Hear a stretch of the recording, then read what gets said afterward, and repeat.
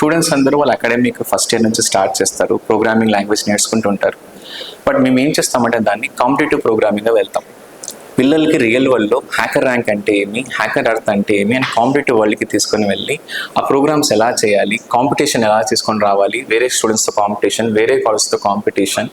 ప్రతి కంపెనీ ఇప్పుడు ఏమవుతుందంటే వాళ్ళు కాంపిటీషన్స్ పెడతారండి.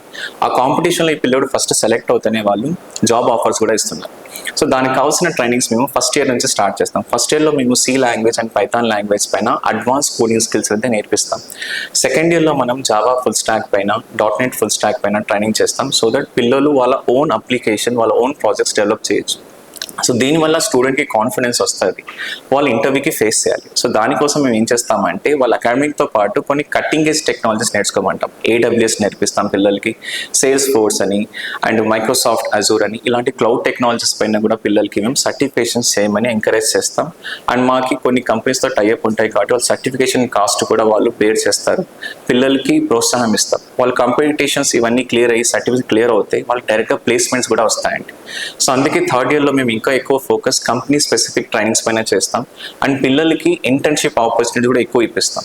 సో దట్ వాళ్ళు 20 years కష్టపడ్డారు బీటెక్ చదవడానికి, ఆ జాబ్కి ఇంటర్వ్యూ ఫేస్ చేయాలంటే వాళ్ళు రెడీగా ఉండాలంటే వాళ్ళ పర్సంటేజ్తో పాటు వాళ్ళ దగ్గర స్కిల్ సెట్ ఉండాలి. ఇంటర్వ్యూర్ దగ్గర వాళ్ళ కంపెనీ దగ్గర కాన్ఫిడెంట్గా మాట్లాడాలి. వాళ్ళ ప్రెజెంటేషన్ స్కిల్స్ అంటే ఏమి, కమ్యూనికేషన్స్ ఎలా ఇంప్రూవ్ చేయాలి, దానికి స్పెషలైజ్డ్ ప్రోగ్రామ్స్ చేస్తాం.